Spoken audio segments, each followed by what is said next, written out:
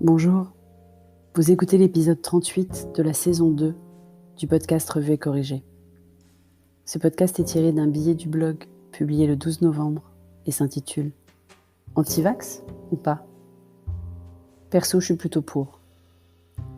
On aura donc vécu une annonce dingue cette semaine sur laquelle je suis passée rapidement dans le dernier épisode. Il y aurait un vaccin proche de la commercialisation. Et les complotistes sont repartis comme un seul homme. Dans ce cas-là, pas d'écriture inclusive, solidarité féminine. Est-ce crédible ?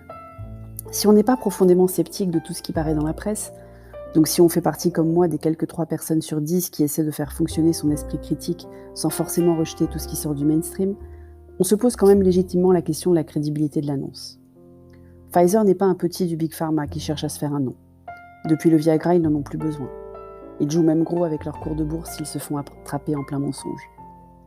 L'étude de phase 3 est plutôt sérieuse, le protocole a été respecté et le nombre global de personnes impliquées dans l'étude est même conséquent, 43 538 personnes d'après Le Monde, avec évidemment un groupe placebo.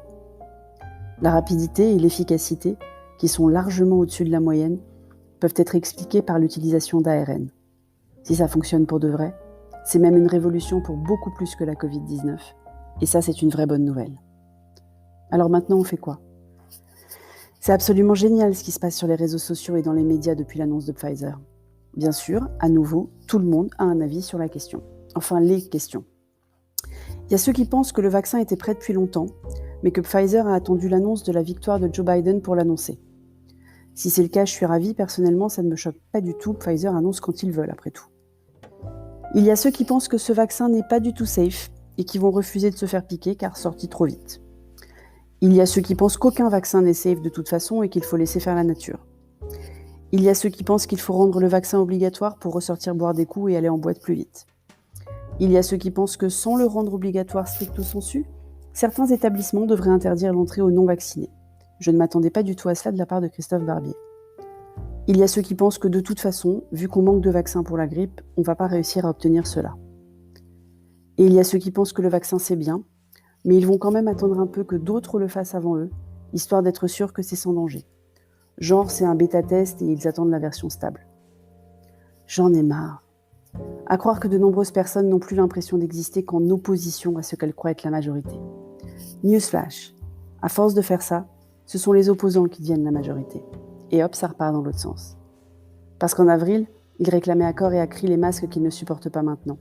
Et ils voulaient le retour des enfants à l'école, qu'ils dénoncent comme éminemment dangereux aujourd'hui. Et pendant ce temps, j'ai eu un moment de panique totale en regardant LCI, la chaîne préférée de Cher et Tendre, au coude à coude avec BFM. Oui, je sais, j'arrête pas de lui dire. Hier soir, donc, une chroniqueuse que je ne connaissais pas, j'ai appris depuis qu'elle s'appelle Abnous Shalmani et qu'en gros, je suis une grosse inculte de ne pas savoir qui c'est. Cette chroniqueuse imaginait ce que Trump pourrait faire pour ces 2 derniers mois. Parce que je vous rappelle qu'aux US, le président, même s'il accepte la défaite, ce qui n'est pas le cas ici, est encore au pouvoir jusqu'au 20 janvier à midi.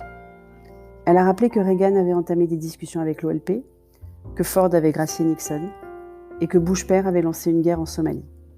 J'avais 19 ans à l'époque, j'avais oublié. Et la grande panique. Parce qu'il en est capable, ne serait-ce que pour dire que son successeur ne s'en sort pas, alors qu'avec lui ça aurait été plié.